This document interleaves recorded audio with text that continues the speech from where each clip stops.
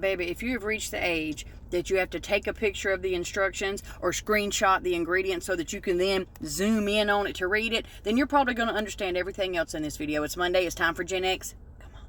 You know, I have traced the origins of GenX trust issues just in everyday people all the way back to our childhood and them damn seesaws. You ever been on one of them? A seesaw? You know what I'm talking about, a seesaw. Come on. And then whoever is opposite of you jumped off. They ever jumped off and you slammed your derriere into the dirt? Trust issues established. Because why you do that to me? And all of us were at the ripe old age at like 5 years old when a bear told me and you collectively that only you can prevent forest fires. And I will tell you, I have carried that responsibility my entire life. Not a forest fire happening on my watch, because only I can prevent it. But his name was Smokey, so I'm just saying. Maybe he was out here starting fires. I'm not trying to cause no rumors. However, I'm not finna be the fall guy, Smokey. I ain't. Also, put on a shirt. And it can't be just me. I am here to testify that I think, like Willie Nelson and who Judge Judy have been the same age my entire life. I don't recall them looking younger, ever. They've had the same face and been the same age my entire life. I think they're immortal, really. I really think so. Judge Judy, all that vinegar inside her that makes her sassy keeps her young. And old Willie Nelson, we know what he does in his pastime. Apparently, it's working. And I've discovered I can tolerate most people for about the same amount of time that old zebra fruit stripe gum flavor lasted. And that wasn't long. Do y'all remember that fruit stripe gum? You barely got it in your mouth and the flavor's gone. I mean, it was cheap. It was cheap gum, rightfully so. You can enjoy flavor for 17.3 seconds. Then it's just like you're chewing on an eraser or the bottom of your shoe. I don't know. And they're supposed to have been different flavors. Every piece tastes the same. Every piece tastes the same. Speaking of which, I heard that the Fruit Loops, that all different colors, they're not different flavors. They're all the same flavor. It's just a different color. And now I feel lied to, and I need to talk to somebody about it. I don't know about y'all. I miss chips from back in the day. Do you remember when Doritos used to have that little window on the front of the bag so that you could assess the level of seasoning, if you will, before you purchased a bag? But now they took the window off and they took less chips. You got 7 chips in here for $11. Absolutely not. I mean, chips is made out of potatoes. Potato prices have not skyrocketed. Why is these chips $12 for 12 chips? No. Pringles would never.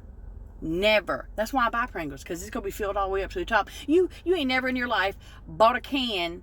Is it called a can of Pringles? I don't know. And it's half full? Half full? Never. And y'all, you remember when you could get a bag of chips and a drink for $1? Those were the days. And y'all know now you can't let your kids out of your sight, okay? And rightfully so, because there's some crazies out there. However, when we was coming up, when we was growing up, we didn't have a babysitter. Never in your life. Your mama said, close this door, lock it, and don't open it for nobody. Don't open that door for nobody. And she meant it, and you did it. Latchkey kids, you had a key to the house, and it was your responsibility, regardless of how young you were, to get home and get inside that house and lock the door. And then you'd get in there, and she probably done left you a note, done wrote it on the back of a piece of mail envelope, talking about take that chicken out of the freezer, or put those clothes in the dryer, or get your homework done before I get home. And have you ever had that sheer panic when you hear her pull up and you suddenly realize that you in fact did not take that chicken out of the freezer to thaw, and you immediately think, well, I'm gonna just run away out the window before she gets in. I'm just running away and never coming back, because she's gonna come in here and throw hands as soon as she finds out that chicken's still frozen. Look, be patient with us, okay? We're from the 1900s.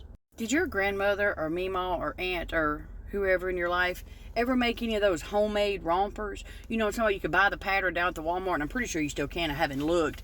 But you would have that romper, like a whole suit that came down right below your knees, and on the chest had that square, like a napkin, like you had your own burping cloth at 8 years old, and it was just trimmed in lace.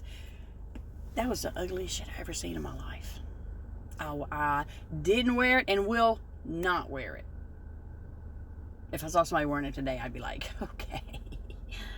Do y'all remember going into the store, like the department store, and you would hide in the clothing rack and simultaneously give your mother the worst, scariest 17 minutes of her life when she couldn't find you, and you just hide in the clothing rack? And then when she found you and found out, in fact, that you were just hiding to mess with her, and you couldn't sit down for the rest of the day.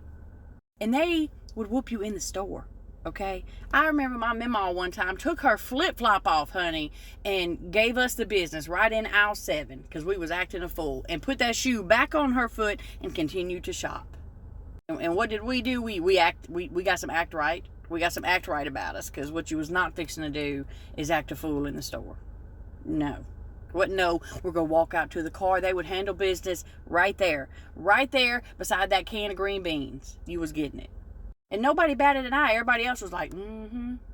And Gen X people, so I'm going to tell you right now, if you're ever out in a situation, you're looking around and you think, I might need some backup here in a minute. I might need somebody to have my back. I ain't got nobody with me per se. Just yell. All you got to do is yell, regulators! And whoever mounts up, baby, that's your people. Or just yell Thundercats. You can find your people.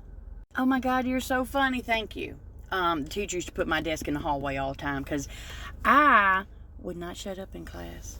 That may be hard to believe. I wasn't a class clown per se, but I'm gonna talk.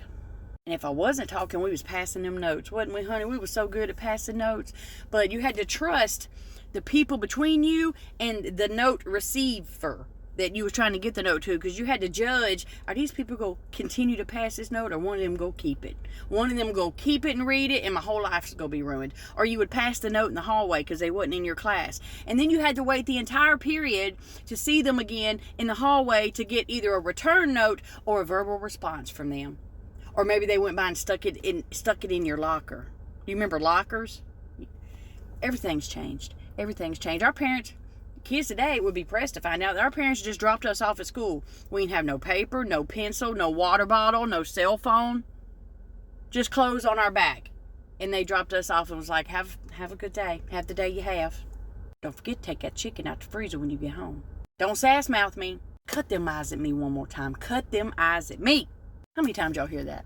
A lot. Did I still do it? Yes. Yes, I did. Y'all be good.